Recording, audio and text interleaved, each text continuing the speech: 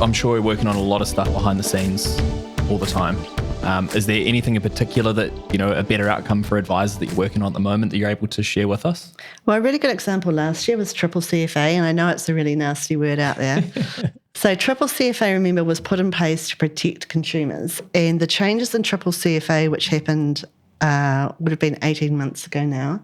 So it was December 2021, I think, when those changes, we all remember the day when those changes came into place. And basically what they did was they tightened two things. They made two significant changes. The first one is they changed the legislation. So directors and officers of financial institutions were responsible for any poor outcomes to clients.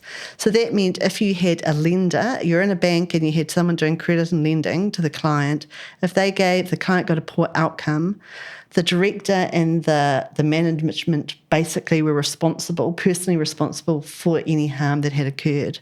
In any other industry apart from one, you can insure for that, protect yourself through insurance, but the legislation didn't allow you to do that.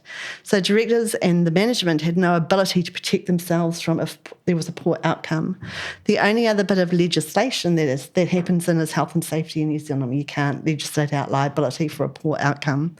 So what happened was the risk reduced for the banks. So the risk tolerance reduced for the banks, and they tightened up their credit. At exactly the same time, they tightened up the regulations.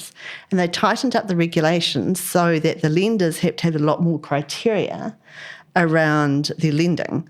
So they put in all these regulations and examples, and when the lenders looked at it, they went, oh my gosh, that's really tighter.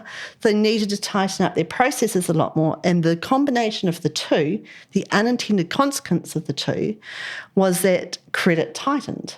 And so no one really knew what the outcome would be until it happened, even though through the whole process of select committee and submissions, the lenders told the officials that this is what happened. It actually did happen when the changes were put into place.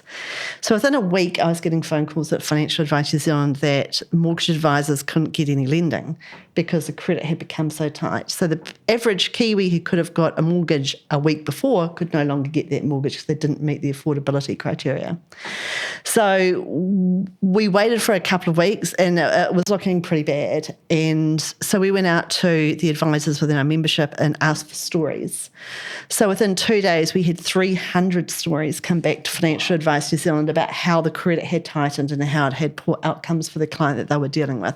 So that gave us a great lot of ammunition, which we could then take into the public arena. Oh, that word. Poor outcome, or words, poor outcomes.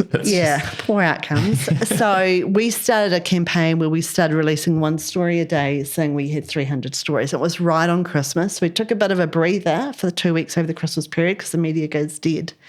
And then when we started to build into the campaign again to raise the awareness and try and put some pressure on the minister to get some change, we'd asked the minister for an urgent meeting at the stage. And then Centrix came out with a report showing there was a real reduction in credit and the availability of credit in New Zealand in the mortgage sector. And that gave us the evidence to then bounce off again and start rolling out the stories. So every day we rolled out a story, and we were on television and radio and everything, and it started to get a snowball effect, and more interest and more stories came out. And within a couple of weeks of that, the minister announced that he was going to have a meeting with us and that he was going to get some urgent review done on the regulations and the legislation. And from there, we've seen that slow change happen where a lot of that's been reversed back. The legislation still isn't changed, which is the key part, which is in terms of the officials and boards and directors being responsible for any poor outcomes. So it's still tightened to a certain extent, but certainly the regulations have loosened up around the affordability criteria, which has helped. So that's kind of an example of what we do for our members and for the sector at Financial Advice New Zealand to ensure that we get good outcomes, not only for the client, but also for our financial advisors.